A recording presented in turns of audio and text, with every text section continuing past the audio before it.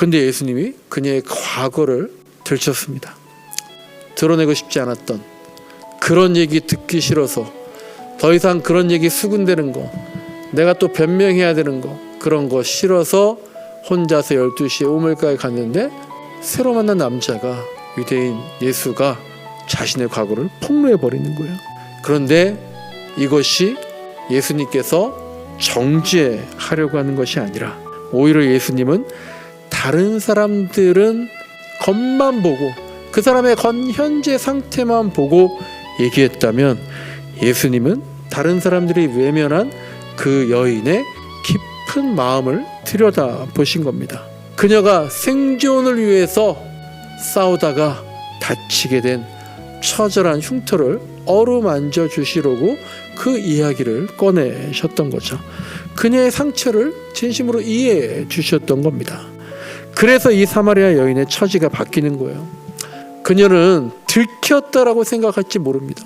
하지만 알고 보니까 그녀는 마음이 들킨 사람이 아니라 마음이 읽힌 사람이 된 거예요. 상처를 찔린 사람이 아니라 상처를 치료받는 사람이 된 겁니다.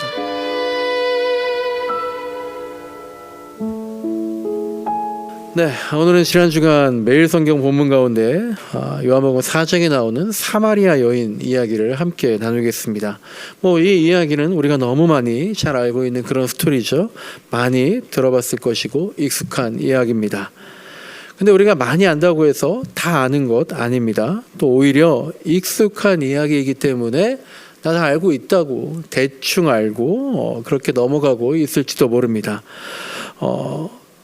근데 오늘 그 말씀을 한번 같이 잘 생각을 해 보겠습니다.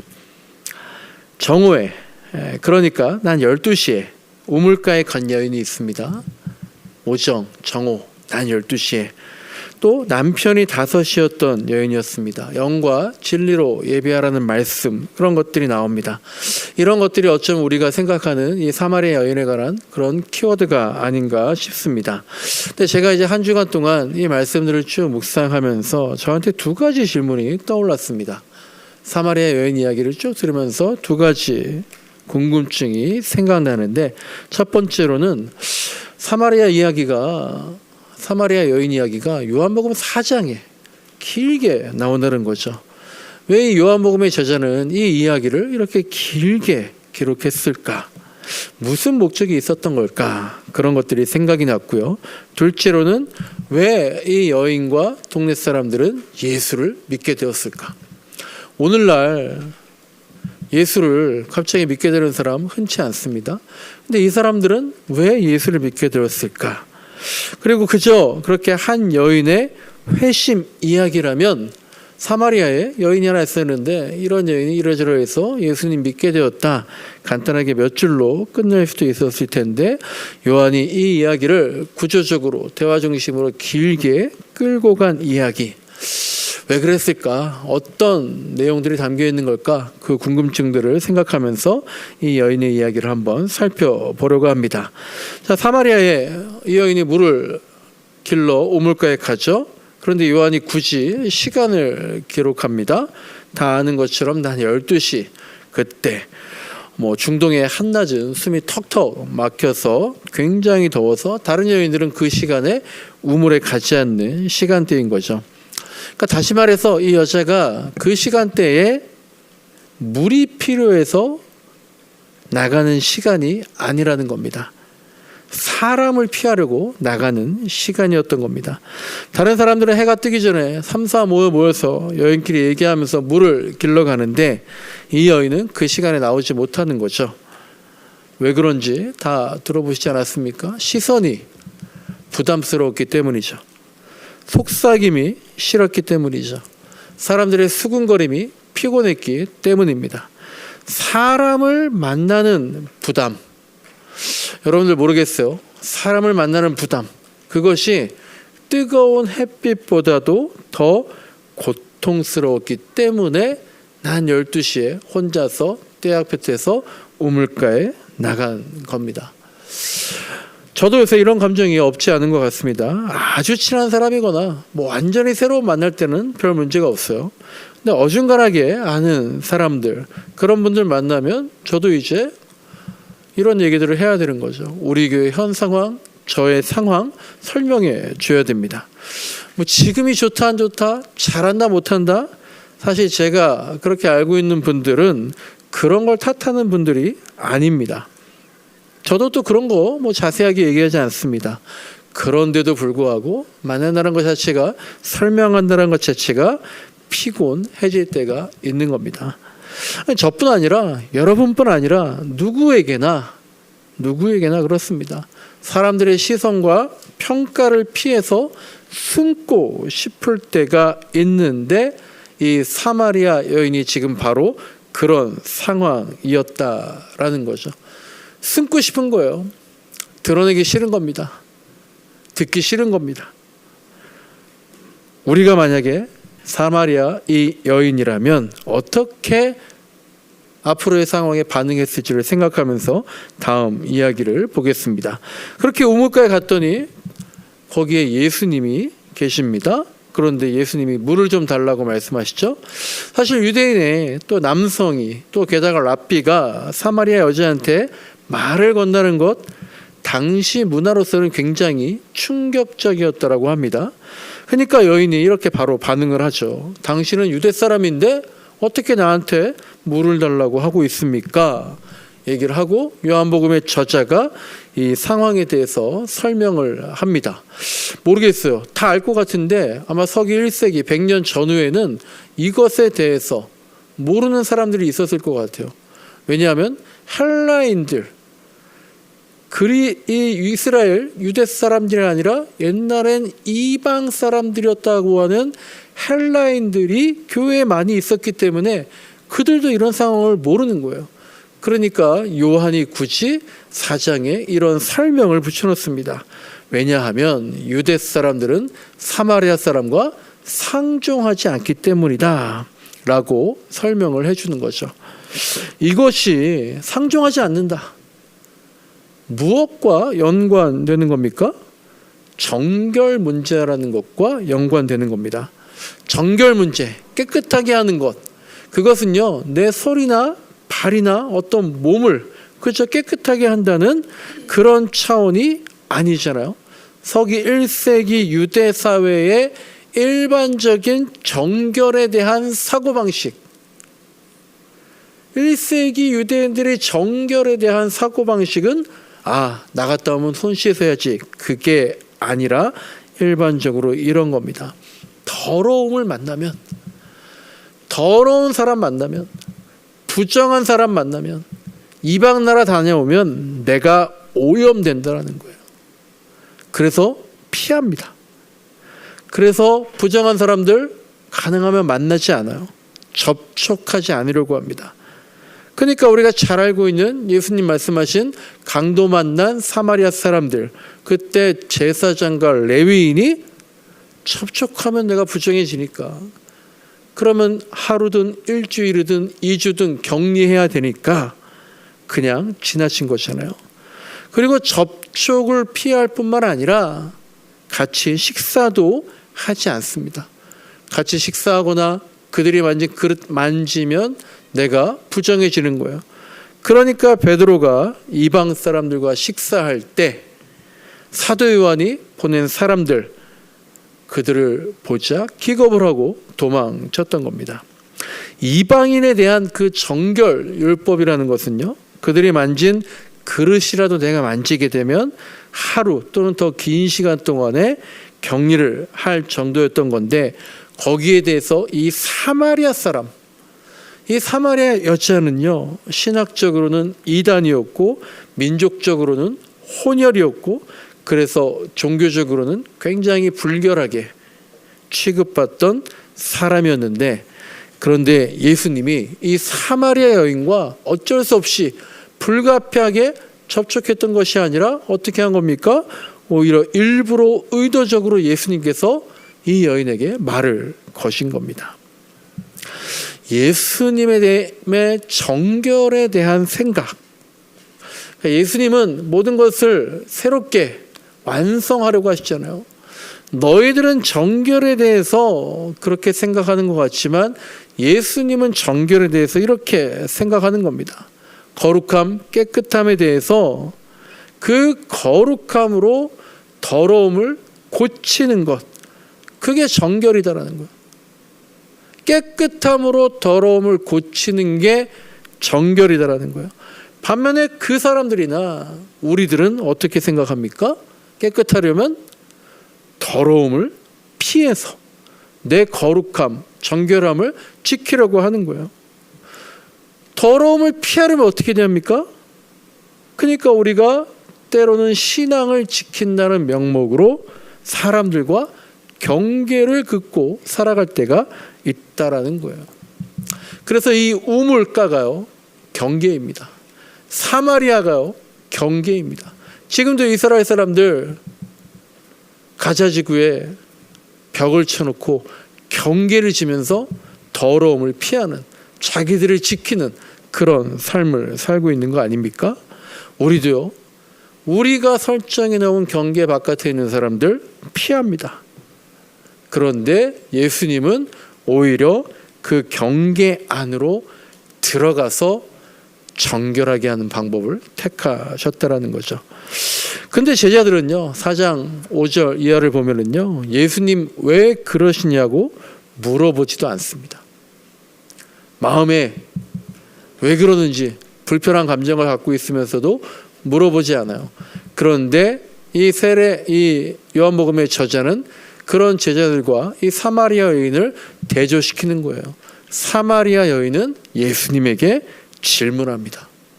대화를 이어나가요. 예수님도 또 여인도 사실 지금 세상이 말하는 정상의 틀 밖에 있는 거예요. 지금 유대인 남성, 선생님이라고 불리는 랍비, 그리고 사마리아 여인이 대화를 하고 있다는 것 자체가 모든 틀을 제거하고 파격적인 현상이 되고 있는 거죠. 어떻게 보면 정상이 아닌 상황이에요. 그러고 보면 여러분, 우리가 한 주간 동안 또 매일매일 정상적으로 살려고, 신앙적으로 살려고 저나 여러분들이나 어쨌든 노력을 많이 하지 않습니까? 제대로 살려고 노력하잖아요. 그런데 혹시 그 노력이 상대방을 비정상적으로 보는 어떤 세상과 경계를 긋는 그런 방식으로 가지 않는가 돌아봐야 합니다. 우리가 예수님을 만나면 내 껍질을 깨는, 나는 맞다고 생각하지만 예수님 보기에 그렇지 않은 그 껍질을 깨는 질문을 던져야 됩니다. 그리고 사마리아 사람 같은 사람 만나면 피하지 말아야 되는 겁니다. 그래서 지금 예수님과 사마리아 여인과의 대화가 이어지고 있는 거예요. 그러지 않으면 맨날 예수님과 같이 있던 제자들처럼 물어보지 않으면, 대화하지 않으면 모르고 지나치는 겁니다. 그런데 대화를 나누다 보니까요, 이 여인이 어떤 여인입니까? 남편이 5이나 있었고 지금은 또 다른 사람과 동거하고 있다는 거예요. 그래서 우리가 이 여인을 주로 어떻게 생각합니까? 타락한 여인이라고 생각합니다. 사마리아 여인도 부정한데 남편이 5이나 있었던 부정한 사람이라고 생각을 합니다. 하지만 당시의 사회 구조를 우리가 생각해야 되는 거죠. 여성은 남성의 보호 없이는 경제적으로나 사회적으로나 살기가 어려웠던 거예요. 그 당시 그랬다는 겁니다. 우리나라도 조선시대만 해도, 그리고 사실 1900년대 후반대까지 20세기 말까지만 해도 여자는 남성의 보호를 받는 그런 생활들이 강했잖아요. 그리고 당시에 남자는 또 비교적 쉽게 여자와 이혼을 할 수가 있었죠. 신명기 24장 1절을 보시면요, 아내에게 수치스러운 일이 있으면, 내 아내에게 수치스러운 일이 있으면 이혼 증서를 써서 여자를 내보낼 수 있다라고 되어 있어요. 그 당시 이혼이 이렇게 됐던 겁니다. 근데 그 수치스러운 일이라는 게 얼마나 주관적이었는지 모릅니다. 아내가 아이를 낳지 못해요.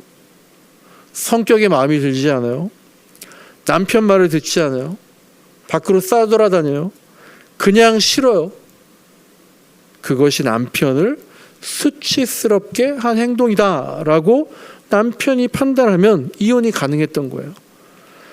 이혼 증서를 받으면 그나마 이 여자가 가늠한 것 때문에 이렇게 된 거 아니다라는 걸 증명하는, 그래서 재혼은 가능했지만 재혼이 반복됐다는 것, 이 사마리아 여자가 5번이나 재혼했다라는 것, 그만큼 이 여인의 삶에 안정장치가 없다라는 것을 말하는 거겠죠.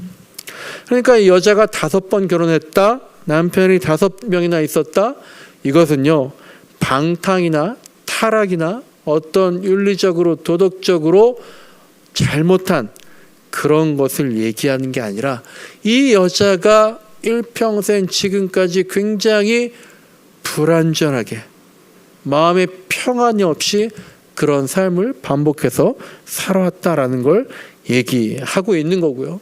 그런 여인이 되었기 때문에 지금은 결혼조차 하지 못하고 그저 남자와 동거하는 처지였고, 그것만이라도 이 여자는 감사하다라고 생각하는, 그렇게 을의 입장에 있는, 피해자의 입장에 있는, 불안한 입장에 있는 그런 것을 얘기하고 있는 겁니다. 당시 여성이 혼자 산다라는 거, 특별히 과부로 산다라는 거 굉장히 힘들었기 때문에 여러분들 신약 성경에 바울 서신 보시면 어떤 얘기들이 많이 나옵니까?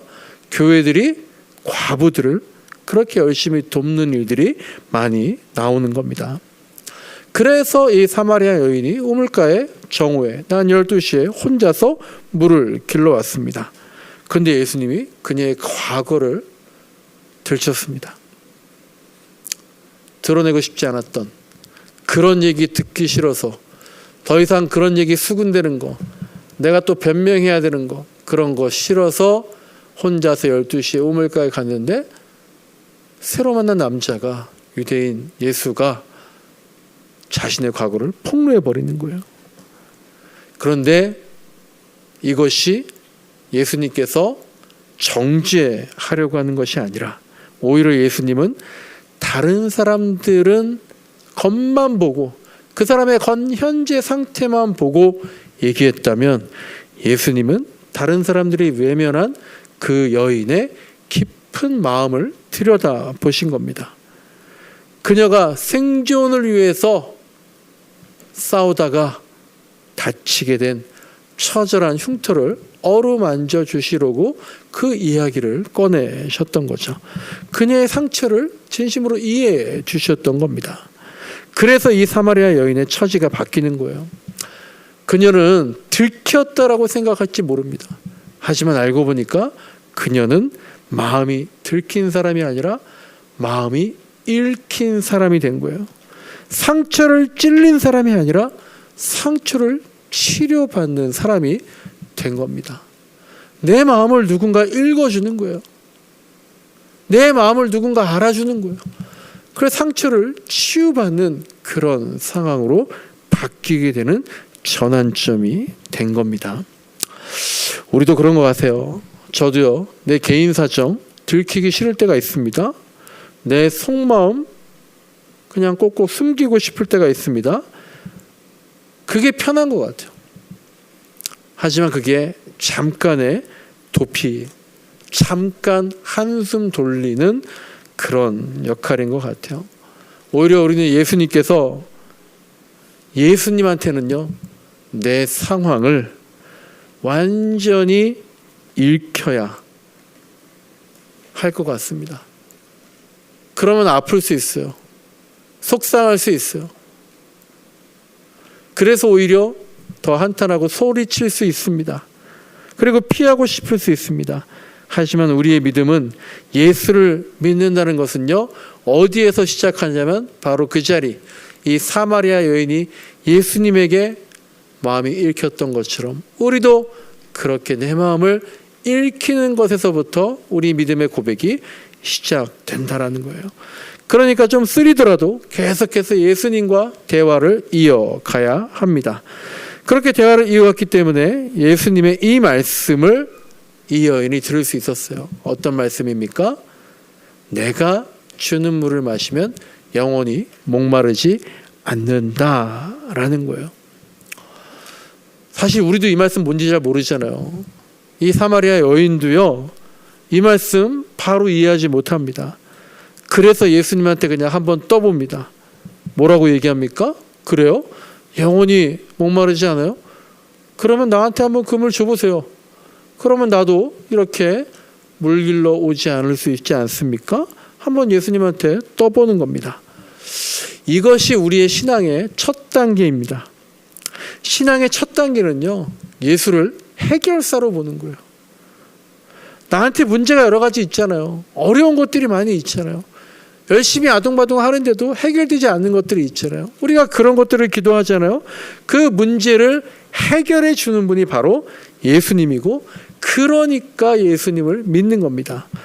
이게 틀린 게 아니죠.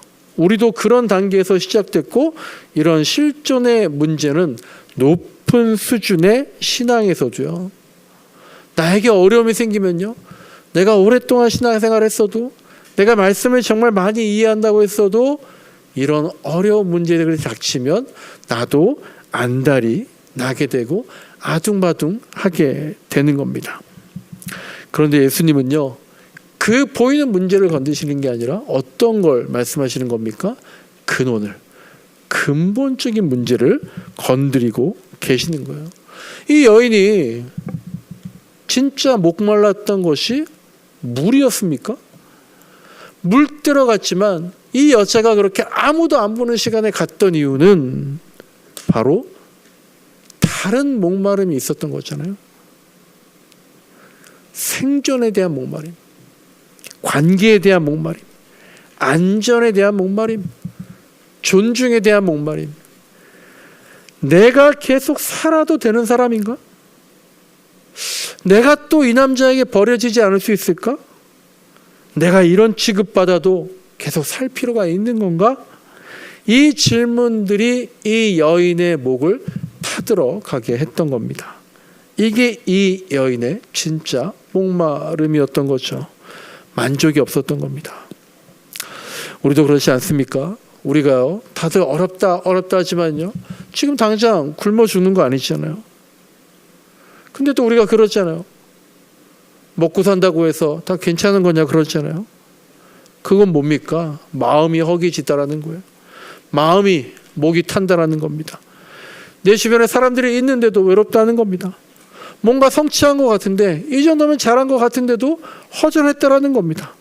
어쩌지 살만을 한데도 자꾸 비교가 된다라는 거잖아요. 그런 우리들에게 예수님께서 똑같이 말씀하시는 거예요. 밖에서 길어오는, 우물가에서처럼 밖에서 길어오는 인생이 아니라 안에서 솟아나는 인생이 있다라는 겁니다. 문제가 사라지길 바라지 말고, 자꾸 면피하려고 하지 말고 근원이 바뀌기를 기대해야 된다라고 지금 이 여인한테 말하는 거예요. 그래야 영원히 목마르지 않을 수 있다라는 겁니다. 그게 바로 영생이다라는 거예요. 그러니까 이 여인이 묻습니다. 그러면 어디에서 예배해야 합니까?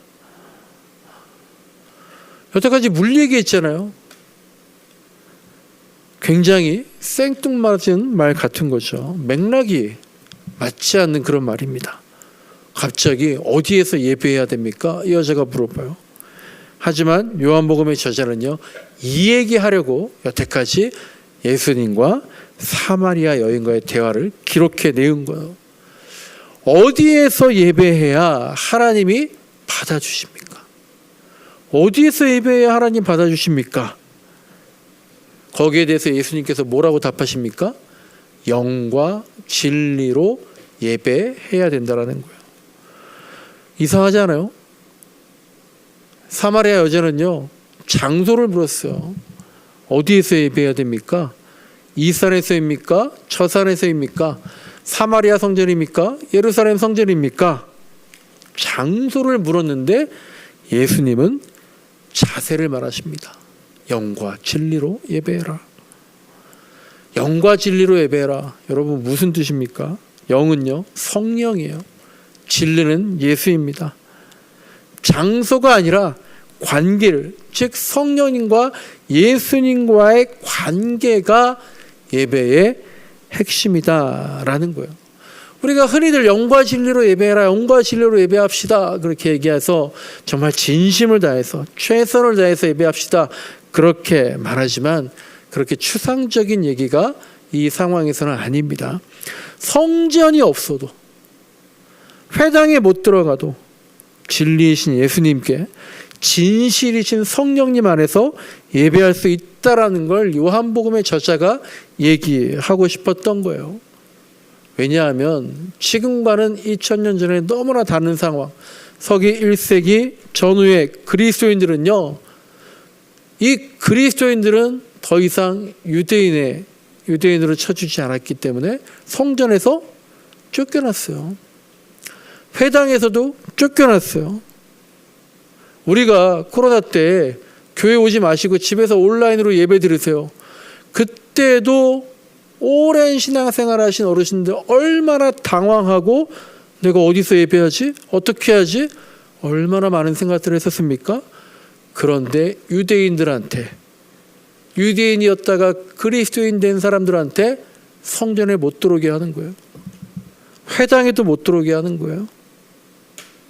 그래서 이렇게 말하고 있는 거예요. 성전이 없어도 된다.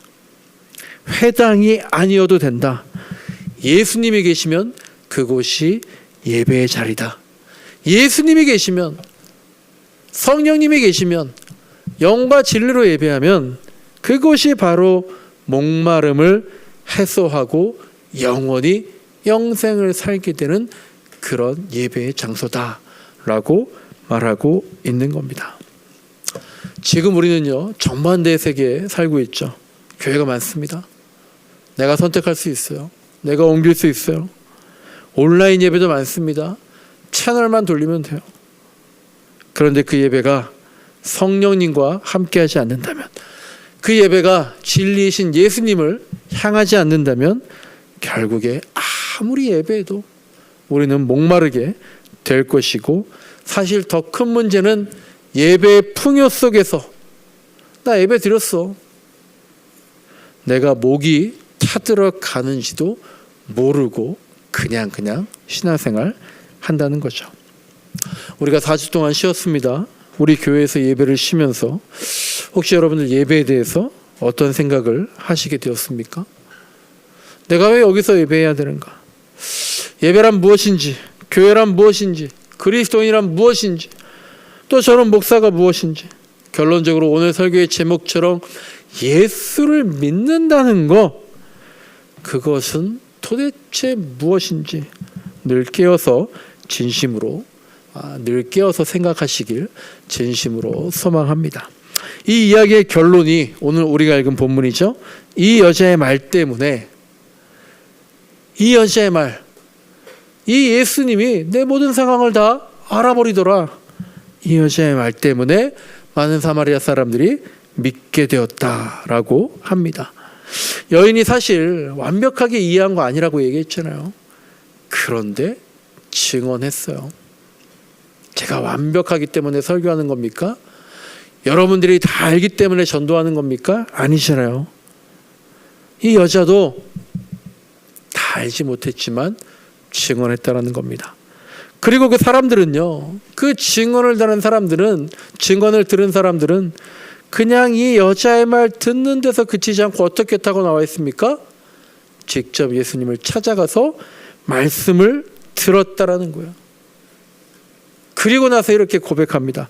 우리가 직접 들어보니까 이분이 참 그리스도임을 알겠다라고 얘기한 거, 이것이 요한복음의 저자가 이 사건을 기록한 핵심입니다.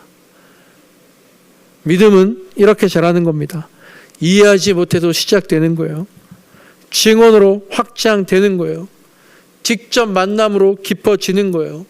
공동체의 고백으로 완성되는 거예요.